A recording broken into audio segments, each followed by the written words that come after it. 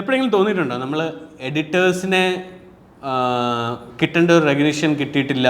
ഇപ്പോഴും തോന്നിയിട്ടുണ്ട്. എടാ അത് സോറി എബിൻ ബ്രോ, നമ്മൾ ശരിക്കും പറഞ്ഞു കഴിഞ്ഞാൽ ചിന്തിക്കേണ്ട ഒരു കാര്യം എന്താ വെച്ചാൽ, ഞാനിപ്പോൾ പറഞ്ഞില്ലേ എനിക്ക് ഈ മുഖം കാണിക്കുന്ന പരിപാടി അങ്ങനെ എന്നെ വിസിബിൾ ആവുള്ളൂ. ഇപ്പോൾ മനക്കോട്ടിൽ ഞാൻ വെറും സ്ക്രീൻ റെക്കോർഡ് മാത്രം കാണിച്ച് പോയി കഴിഞ്ഞാൽ എൻ്റെ പുറത്തു കൂടെ പോയി കഴിഞ്ഞാൽ തിരിച്ചറിയില്ല. ഇപ്പോഴും മനക്കോട്ടിൽ നമ്മൾ കാണുന്ന കൊണ്ടാണ് ആൾക്കാർ തിരിച്ചറിയുന്നത്. അല്ലെങ്കിൽ എന്ത് മനക്കോട്ട, ആര് മനക്കോട്ട, അങ്ങനത്തെ സംഭവമില്ലേ. നമ്മൾ എഡിറ്ററായി അറിയപ്പെട്ടു കഴിഞ്ഞാൽ ഒരാളും അറിയാൻ പോടില്ല. ഇപ്പോൾ ഞാൻ ഷാദി യൂസഫ് ഇപ്പോൾ മരിച്ചുപോയ എൻ്റെ ഫേവററ്റ് ഒരു എഡിറ്ററാണ്. പുള്ളി മരിച്ചപ്പോൾ എത്ര പേര്, ബാക്കി ഒരു നടൻ മരിക്കുകയാണെങ്കിൽ എത്ര പേര് സ്റ്റാറ്റസ് ഇടും, എത്ര ന്യൂസിലത് വരും, എത്രത്തോളം പേരത് അറിയും. ഇത് എത്ര പേര് അറിഞ്ഞു? സ്റ്റേറ്റ് അവാർഡ് കിട്ടിയിട്ടുള്ളൊരു മനുഷ്യനാണ് പുള്ളി. എത്രത്തോളം സിനിമകൾ ചെയ്തു, ഇതിൻ്റെ പിന്നിൽ എത്രത്തോളം കഷ്ടപ്പെട്ട് വളർത്തിയിരുന്ന ഒരാളാണ്. പുള്ളിയുടെ മരണം ഇങ്ങനെ അറിയപ്പെടുന്നതാണ്. പോരെ, നമുക്കിത് കൂടുതൽ വേറെന്ത്, നമ്മുടെ തന്നെ ഒരു ഫേസ് വാല്യൂ നമ്മൾ ക്രിയേറ്റ് ചെയ്തെടുക്കണം. സത്യം എടുക്കണം. ഇപ്പം നമുക്ക് പോലും അധികം പരിചയമില്ലാത്തൊരു മുഖം പുള്ളിയുടെ, അതെ അല്ലേ?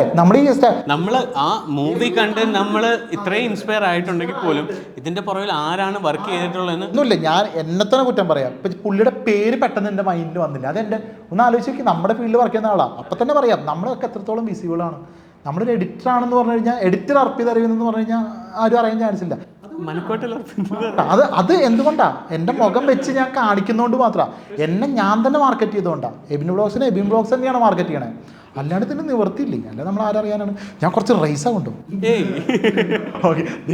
ഇല്ല, ഇത് ആക്ച്വൽ കാര്യമാണ്.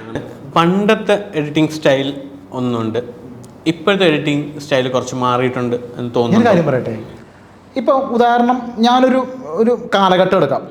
ഇപ്പം നമ്മുടെ ഗജനി സിനിമ അതൊക്കെ വന്ന സമയം, അന്നത്തെ എഡിറ്റിംഗ് കുറച്ച് പണി കൂടുതലുണ്ട്.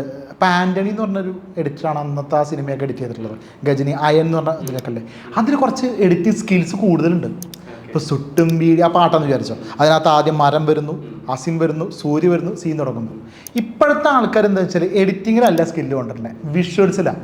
ഇപ്പം എന്ന് വെച്ചാൽ ലൈറ്റ് മൊത്തത്തിൽ ആ ഫ്രെയിം കാണാനുള്ള ഭംഗിയാണ് കൂടുതൽ വരുന്നത്. അതിൽ ട്രാൻസിഷൻ്റെ കളി വളരെ കുറവുള്ള പാട്ടുകളെപ്പോഴുള്ള പാട്ട് എടുക്കുകയാണെന്നുണ്ടെങ്കിൽ പാട്ടാണല്ലോ കൂടുതൽ. ഇപ്പം പഴയ കുറച്ച് ഓവറാക്കും. പഴയ ഇപ്പം മുതൽ മഴയല്ലേ അങ്ങനത്തെ ഒരു പാട്ടുണ്ട്, അതിനകത്തൊക്കെ ഓരോ ബീറ്റിലും എന്തെങ്കിലും എഫക്റ്റുകളൊക്കെ ഇടാൻ ഇടയ്ക്ക് വെച്ച് മറ്റേ പകുതി വരുന്നു, ഒരാൾ നടത്തും 3-4 ആവണോ, അങ്ങനത്തെ കുറേ സംഭവം. അന്നത്തെ പണി കൂടുതലാണ്.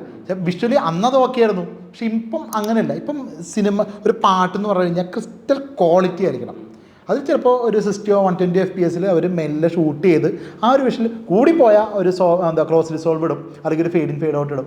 അങ്ങനത്തെ ലെവലല്ലേ പാട്ട്. അപ്പോൾ ഇപ്പോഴത്തെ ശരിക്കും പറഞ്ഞു കഴിഞ്ഞാൽ ഇപ്പോഴത്തെ പാട്ടുകൾ, ഇപ്പം ഞാൻ തല്ലുമാല അല്ലാണ്ട് എഡിറ്റിംഗ് സ്കില്ല് കണ്ടിട്ടുള്ള പടങ്ങൾ ശരിക്കും പറഞ്ഞു കഴിഞ്ഞാൽ നോർമലി കുറവാണ്, അല്ലെങ്കിൽ പാട്ടുകൾ കുറവാണ്. അല്ല, ഇപ്പോഴത്തെ പാട്ട് എടുത്തു കഴിഞ്ഞാൽ പാട്ടുകളേ കുറവാണ് ഇപ്പോൾ. അതാണ് അപ്പോൾ എനിക്ക് തോന്നിയിട്ടുള്ളത്, അന്നത്തെ കാലത്താണ് എഡിറ്റിംഗ് കൂടുതൽ പണി, നമ്മളെപ്പോലുള്ള എഡിറ്റർക്ക് പണി കൂടുതലാണ് വന്നിട്ടുള്ളത്. ഇപ്പോൾ കുറച്ച് കുറവാണ് ശരിക്കും. ഇപ്പോൾ സിമ്പിളാണ് കുറച്ചും കൂടെ.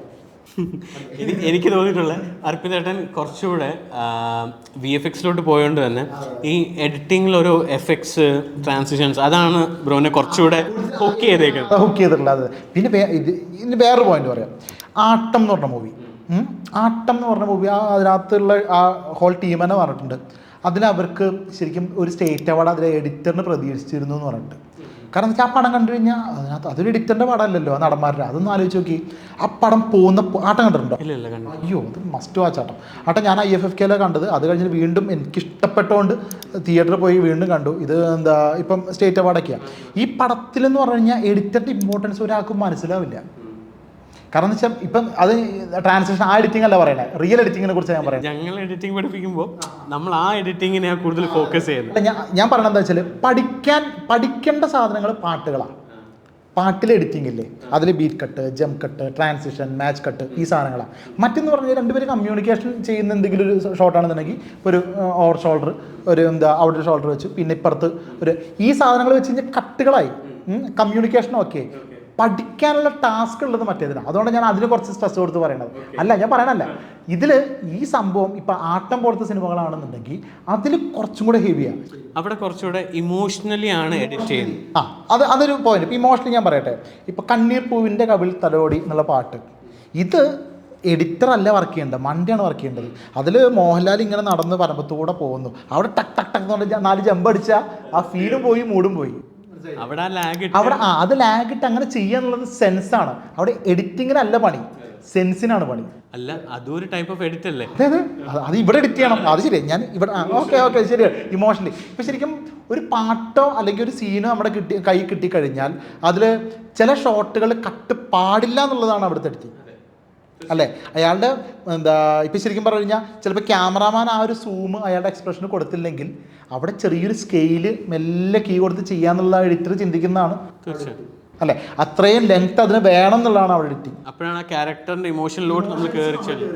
അതെ, മനസ്സിലാവണ്ട ചില കണ്ടിന്യൂസ് ആയിട്ടുള്ള ഷോട്ടുകൾ ആ അതിൽ പെട്ടെന്നൊരു ജമ്പ് അടിച്ച് വന്നു കഴിഞ്ഞാൽ ശരിയാവില്ല എന്ന് എഡിറ്റർക്ക് തോന്നി ഇത് മാച്ച് ചെയ്തിട്ട് അടുത്ത് എങ്ങനെയെങ്കിലും കട്ട് ചെയ്യണം എന്ന് തോന്നുന്നതാണ് അവിടെ എഡിറ്റിംഗ് എന്ന് പറയുന്നത് അല്ലേ? അത് ശരിയാണ്. അപ്പം ഞാൻ പെട്ടെന്ന് എഡിറ്റിങ്ങിൽ കൂടുതൽ എനിക്ക് ഭയങ്കര കാര്യമുള്ള കാര്യം അത് വേറൊരു സ്കില്ലാണ് ശരിക്കും പറഞ്ഞു കഴിഞ്ഞാൽ. ഓരോ വ്യത്യാസമുണ്ട്. അത് പെട്ടെന്ന് ആട്ട മൂവിയെ കുറിച്ച് പറഞ്ഞു. ആട്ടൊന്നും എഡിറ്ററെ കുറിച്ച് നമ്മൾ ചിന്തിക്കാത്ത പടാ. അതാണ് എഡിറ്റിംഗ്. അതൊരു എഡിറ്റിംഗ് ആണ്. ഇത്രയും പറഞ്ഞുകൊണ്ട് സെയിം നമ്മുടെ തല്ലുമാല എഡിറ്റിങ്ങിൻ്റെ എക്സ്ട്രീമാണ്. അത് ഞാൻ ഈ പറഞ്ഞ പാട്ടുമായിട്ട് കണക്ട് ചെയ്യാം. അതിനൊരു താളമുണ്ട് ശരിക്കും പറഞ്ഞു കഴിഞ്ഞാൽ. അതിൽ ട്രാൻസിഷൻസിന് ഇമ്പോർട്ടൻസ് കൊടുത്തിട്ടുള്ള ഒരു ഞാൻ മൂവിയിൽ കയറി എന്തൊക്കെയാ നടക്കുന്നത്. ഞാനിപ്പോൾ എവിടെ ക്ലാസ് എടുക്കുകയാണെങ്കിലും ആദ്യം തല്ലുമാല അവിടെ ഓണാക്കിയിടും. അപ്പം അതിൻ്റെ നിഷാദ് യൂസഫിൻ്റെ കാര്യം എടുത്ത് പറഞ്ഞു. ഞാൻ ഞെട്ടിപ്പോയി. ഞാൻ ഓരോ ക്ലാസ്സിൽ എനിക്ക് തല്ലുമാലയെക്കുറിച്ച് പറയാതെ ഒരു ക്ലാസ് പോലും എൻ്റെ മുന്നോട്ട് പോകാറില്ല. കൺസീവ് എങ്ങനെ ചെയ്തു ഞാൻ ഈ പുള്ളി ഇത് എത്ര പെട്ടെന്ന് ചെയ്യണേന്ന് അറിയാം. കാരണം എന്താ വെച്ചാൽ പുള്ളിക്ക് ഒന്ന് കഴിഞ്ഞാൽ അടുത്ത പടം എന്ന് പറഞ്ഞിട്ട് എങ്ങനെ അത്ര ആ തലയിൽ ഇപ്പം ഇല്ലല്ലോ എന്ന് ആലോചിക്കുമ്പോഴേ എനിക്ക് വിഷമം. എനിക്ക് പുള്ളി ഒന്ന് കണ്ട് സംസാരിക്കണം എന്നുണ്ടായിരുന്നു. ഒരു രീതിയിൽ ഞാൻ പുള്ളിയെ കോൺടാക്ട് ചെയ്യാൻ ശ്രമിച്ചില്ല. എനിക്ക് വലിയൊരു നഷ്ടമായി തോന്നുന്നുണ്ട്. നമുക്ക് ഈ ഒരു സെലിബ്രിറ്റിയോടൊക്കെ തോന്നുന്ന ഒരു ആരാധന എനിക്ക് പുള്ളിയോടുണ്ട്. അത് പുള്ളി പോയി കഴിഞ്ഞപ്പോൾ കുറച്ചും കൂടെ കൂടി ഭയങ്കര നഷ്ടമായി പോയി പുള്ളിയോടൊക്കെ ഞാൻ സംസാരിക്കാണ്ടിരുന്നത്. ഈ നമ്മുടെ ഈ തല്ലുമാലയുടെ തന്നെ നമ്മൾ എഡിറ്റ് ഒന്ന് നോക്കുവാണെങ്കിൽ അവിടെ ഒന്ന് എഡിറ്ററിൻ്റെ കോൺട്രിബ്യൂഷൻ ഡെഫിനറ്റ്ലി ഉണ്ട്. അതുപോലെ തന്നെ ആ ഡയറക്ടറും സിനിമാറ്റോഗ്രാഫറും ആർട്ട് ടീമും ഇവർ 4 പേരുടെയും നല്ലൊരു പോസ്റ്റ് പ്രൊഡക്ഷൻ അവിടെ നടന്നിട്ടുണ്ടായതുകൊണ്ട് മാത്രമല്ല അതുപോലൊരു എഡിറ്റ് നടന്നിട്ടുള്ളത്. എൻ്റെ ഫേവറേറ്റ് ആയിട്ടുള്ളൊരു ഡയറക്ടറാണ് ഖാലിദ് റഹ്മാൻ. പുള്ളിയുടെ ഓരോ പടത്തിന് ജോണർ എടുത്ത് നോക്കിക്കഴിഞ്ഞാൽ ഉണ്ട പോലത്തെ ഒരു പടമാണ് തല്ലുമാല ചെയ്ത ഡയറക്ടർ എന്ന് പറഞ്ഞാൽ നമുക്ക് വിശ്വസിക്കാൻ പറ്റില്ല. ഉണ്ട, അനുരാഗ കരിക്കിൻ വെള്ളം, തല്ലുമാല എന്ത് സാമ്യമുണ്ടെന്ന് ആലോചിച്ച് നോക്കി. ഈ തല്ലുമാല പോലത്തെ ഒരു സിനിമ ഈ ഖാലിദ് റഹ്മാൻ ഡയറക്റ്റ് ചെയ്യുമ്പോൾ അതിൽ നിങ്ങൾക്ക് ഓരോ ബിഹൈൻഡ് സീനിലൊക്കെ നോക്കിക്കഴിഞ്ഞാൽ അതിനകത്ത് ക്യാമറ അവിടെ ആൾക്കാർ ഉണ്ടാക്കി. അതിനകത്ത് ഒരു തിയേറ്ററിലൊരു ഫൈറ്റ് ഉണ്ടല്ലോ, ക്യാമറ ഇങ്ങനെ റൗണ്ട് ചെയ്തൊരു സംഭവം. ഇതവർ ക്യാമറയുടെ ആ റിഗ് എവിടെ തൂക്കിയിട്ടിട്ട് അവിടെ ഒരു ആർട്ട് ഡയറക്ടർ വർക്ക് ചെയ്യണം, ഡയറക്ടർ വർക്ക് ചെയ്യണം അല്ലേ, ഒരു കൊറിയോഗ്രാഫർ വർക്ക് ചെയ്യണം, എന്തൊക്കെ കാര്യങ്ങളുണ്ട്. അപ്പോൾ ഇതൊക്കെ ഒരു സിങ്കാണ് ശരിക്കും പറഞ്ഞു കഴിഞ്ഞാൽ. നമ്മളിപ്പോൾ അത് ആ ഡയറക്ടറിൻ്റെ ഉള്ളിൽ എന്തായാലും ഒരു നല്ലൊരു എഡിറ്റർ വർക്ക് ചെയ്താൽ മാത്രമേ നല്ലൊരു സിനിമ ചെയ്യാൻ പറ്റുള്ളൂ, ഉറപ്പായിട്ട്. അത് ഒന്നിലും ചിലപ്പോൾ ഇയാൾക്ക് ചെയ്യാൻ അറിയില്ലായിരിക്കും, പക്ഷെ ഇത് പറഞ്ഞു കൊടുക്കാനറിയാം, ഇയാളെ കണ്ട റെഫറൻസുകൾ കൊടുക്കാനറിയാം. ഒരു എഡിറ്റർ അതാണ്. പക്ഷേ ജെയിംസ് ക്യാമറോൺ എന്ന് പറഞ്ഞ സംവിധായകൻ എങ്ങനെ ഇത്രയും വലിയ സിനിമകൾ ചെയ്തു? അയാളൊരു എഡിറ്ററാണ്. മഹേഷ് നാരായണൻ്റെ സിനിമയാണ് ശരിക്കും പറഞ്ഞു കഴിഞ്ഞാൽ മാലിക് എന്ന് പറഞ്ഞ മൂവി. ആ മാലിക് എന്ന് പറഞ്ഞ മൂവിയിൽ ഫസ്റ്റ് ഒരു കണ്ടിന്യൂസ് ആയിട്ടുള്ളൊരു 13 മിനിറ്റ് നേരത്തേക്ക് ഒരു ഷോട്ട് ഉണ്ട്, ഒരു സീൻ മാലിക് കണ്ടിട്ടുണ്ടോ? അപ്പോൾ ആ ഒരു ഇത് കണ്ടു കഴിഞ്ഞാൽ ഇപ്പം അതിനകത്ത് എവിടെയാണ് സീം ചെയ്തിട്ടുള്ളത് എന്നുള്ളത്, അതായത് ഒട്ടിച്ചിട്ടുള്ളത് നമുക്ക് പെട്ടെന്ന് മനസ്സിലാക്കാൻ പറ്റില്ല. അത് എഡിറ്റർ പ്ലസ് ഡയറക്ടർ ആയതിൻ്റെ ഗുണം, മനസ്സിലായില്ലേ? അതേപോലെയാണ് ഈ ഒരു എഡിറ്റർ ഡയറക്ടർ ആയി കഴിഞ്ഞാലും അല്ലെങ്കിൽ ഇതിനെക്കുറിച്ച് നല്ലൊരു ധാരണ ഡയറക്ടർ ആണെന്നുണ്ടെങ്കിലും അത് എളുപ്പ കാര്യങ്ങൾ എല്ലാ ഡിപ്പാർട്ട്മെൻറ്റും ക്യാമറമാൻ ആണെന്നുണ്ടെങ്കിലും അവിടെ ഒരു സിങ്ക് വർക്കാണ്. അതെ, ഞാൻ സിനിമാറ്റോഗ്രാഫി പഠിച്ചിട്ടാണ് ഈ സെഗ്മെൻറ്റിലോട്ട് കയറിയിരിക്കുന്നത്. അപ്പോൾ നമുക്കറിയാൻ പറ്റും ലൈറ്റ്സ് എങ്ങനെയാണ് സിനിമാറ്റോഗ്രാഫർ ലൈറ്റ് ചെയ്തിട്ടുള്ളത്.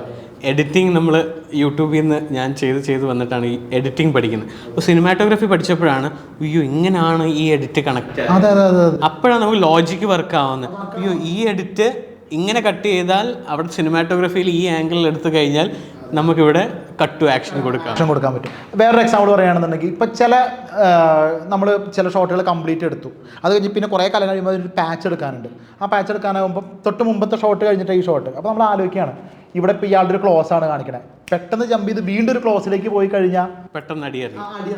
അപ്പോൾ ഇത് കഴിഞ്ഞിട്ട് ലോങ് പോകണം.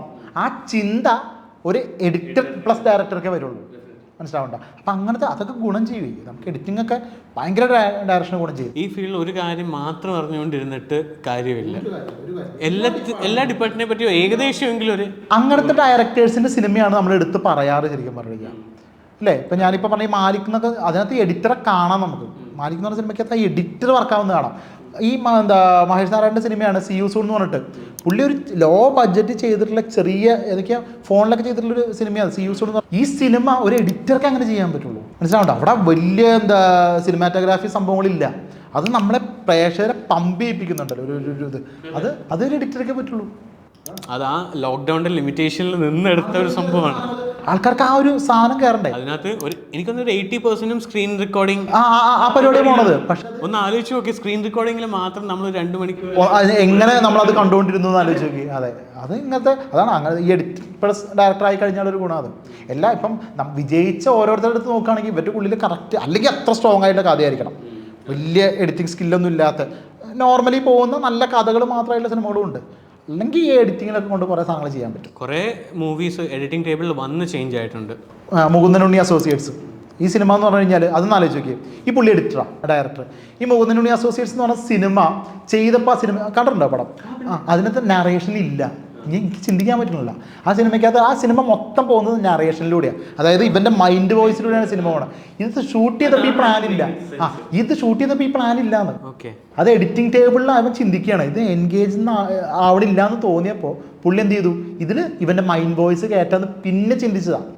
ഒരു എഡിറ്റർക്ക് അത് കറക്റ്റ് നമുക്കിപ്പോൾ ചിന്തിക്കാൻ പറ്റുമോ ആ പടം അങ്ങനെ, മനസ്സിലാവണ്ട. അപ്പം അങ്ങനെ ചെയ്തിട്ടുള്ള പടം അതൊക്കെ അങ്ങനെ ഒരു എഡിറ്റർമാർ വിചാരിച്ചു കഴിഞ്ഞാൽ അങ്ങനെ പല പല എലമെന്റ്സ് കയറ്റാൻ പറ്റും. അതെ, എഡിറ്ററാണ് നമ്മുടെ സെക്കൻഡ് ഡയറക്ടർ എന്ന് പറയും. സത്യം, ആ പേര് നമുക്ക് കിട്ടുന്നില്ലടേ എവിടെ. അതാണ് സങ്കടേ. പണിയെടുക്കുന്ന അറിയുന്നില്ല, പണിയെടുക്കുന്ന ആരും അറിയുന്നില്ല. ഒരു എഡിറ്റർ വിചാരിച്ച ഒരു സിനിമ വിജയിപ്പിക്കാനും പറ്റും, മോശമാക്കാനും പറ്റും, ഉറപ്പായിട്ടും പറ്റും. അതൊന്നും ചിന്തിക്കുന്നില്ല ആൾക്കാർ. എന്നേലും കാലം നമ്മളെ മനസ്സിലാക്കും. എന്നേലും കാലമേ നമ്മളെ മനസ്സിലാക്കും. അല്ല, ഇപ്പോൾ ജനറേഷൻ ഓക്കെയാണ്. പണ്ടത്തെ പോലെ ഇപ്പം നടന്മാരെ അറിയപ്പെട്ടിട്ടല്ലോ സിനിമയ്ക്ക് പോണത്. ഡയറക്ടറേയും കൂടെ ആയില്ല. ഒരു കാലത്ത് എഡിറ്ററൊക്കെ വെച്ചിട്ട് കയറി